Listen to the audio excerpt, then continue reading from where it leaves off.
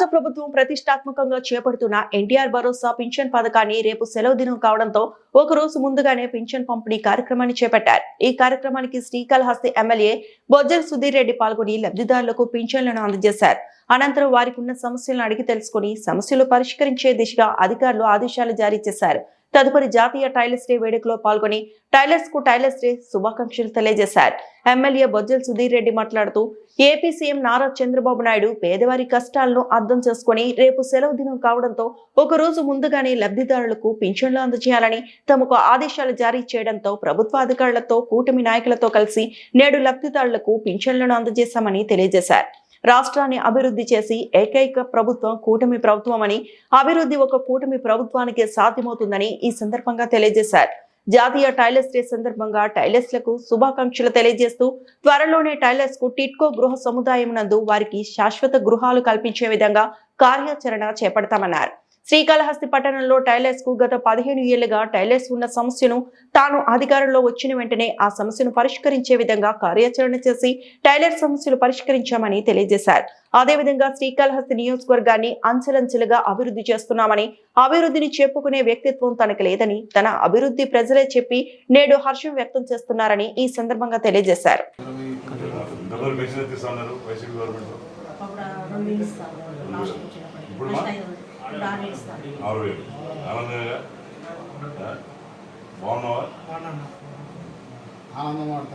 నన్ను ఎవరు పంపించారు కదా సార్? చంద్రబాబు నాయుడు పంపించారు. చంద్రబాబు నాయుడు వచ్చి ఇంటికి వచ్చి మీతో మాట్లాడి మీ మంచి చెడులు కనుక్కొని హ్యాపీగా ఉండాలా. Thank you.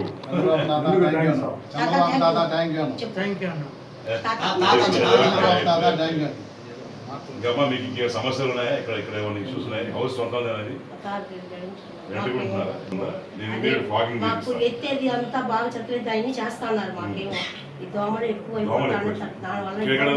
చెట్లు కట్టి కనుకుంటాను క్లీన్ చేపిస్తాం. ఫాగింగ్ స్టార్ట్ చేస్తాం.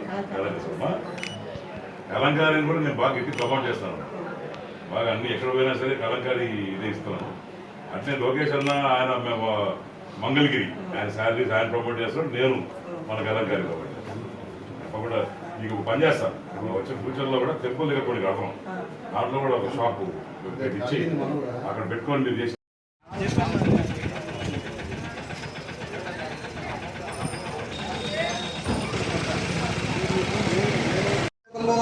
కవిం కవినాముపమస్రవతం దేశరాజ్యం బ్రహ్మణ బ్రహ్మణస్మృతానీనామవిత్రయవతు గణేశాయ నమః సరస్వతే నమః శ్రీ గురుభ్యో నమః హరి ఓం స్వామి గురువే సర్వజ్ఞ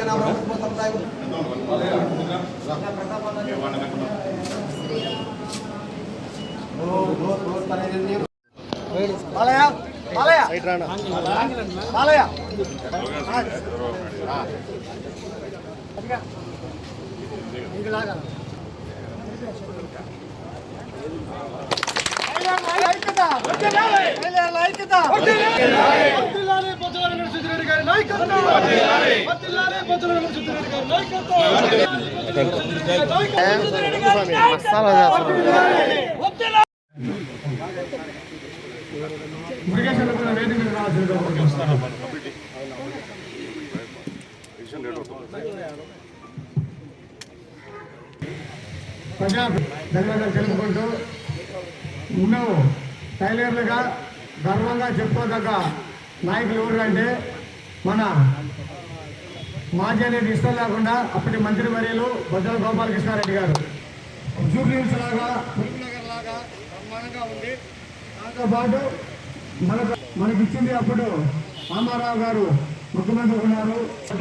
వారు కార్యక్రమంలోనే మనకు ఆ రోజు సుధీర్ రెడ్డి గారు మనకు సర్టిఫికేట్ కూడా కలిగించి అక్కడ ప్రజా సమస్యలు తీర్చారు.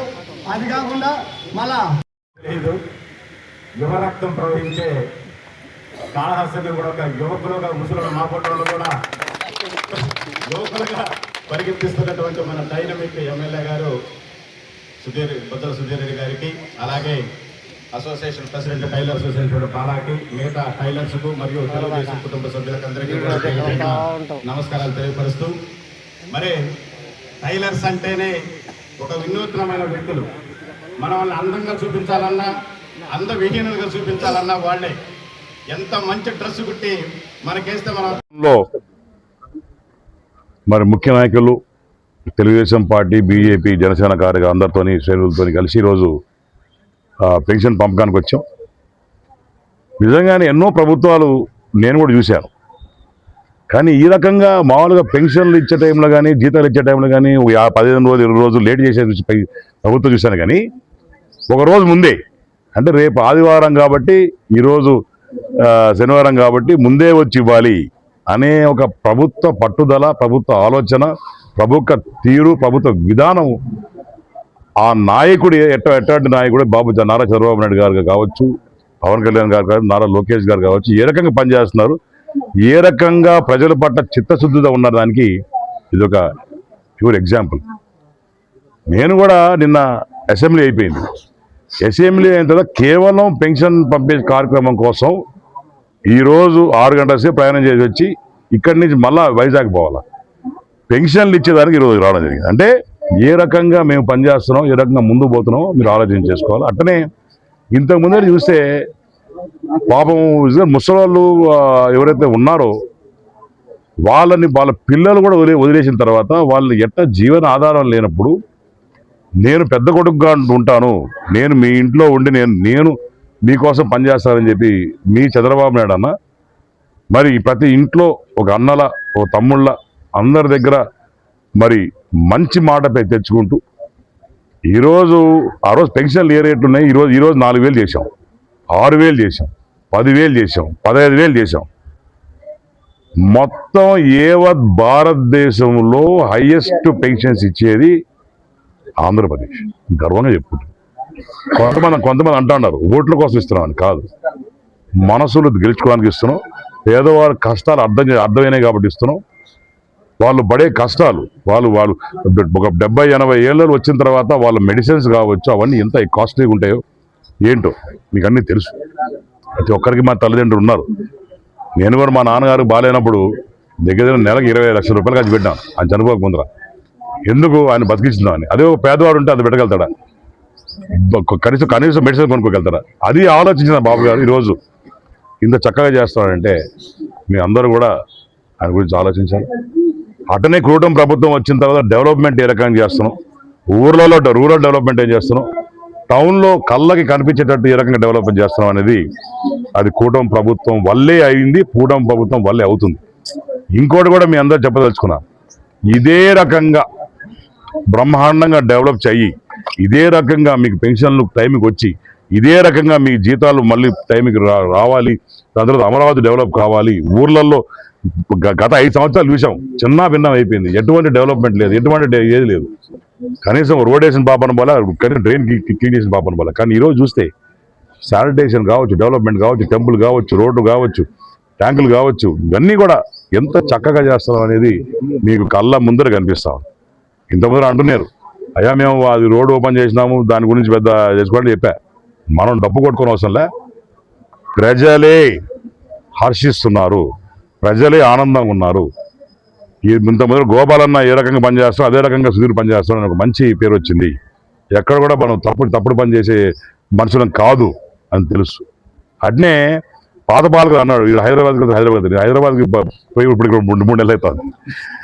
మా లీడర్లు కూడా ఏమంటున్నారంటే నువ్వు 4 రోజులు వేరే అన్న నా వల్ల కావట్లేదు. ఆ రకంగా పనిచేస్తాడు. కాబట్టి అందరం కూడా కోరుకునేది ఏంటంటే మళ్ళా కూటమి ప్రభుత్వం రావాలా, మళ్ళా చంద్రబాబు నాయుడు రావాలా, మళ్ళా ఆ ఆధ్వర్యంలో మనందరం పనిచేస్తే ఒక స్వర్ణాంధ్రప్రదేశ్ దిక్కుగా ఒక విజన్ 2047 ఏ రకంగా ఉంటుందో మీకు తప్పకుండా చేసి చూపించడం తెలియజేసుకుంటాం.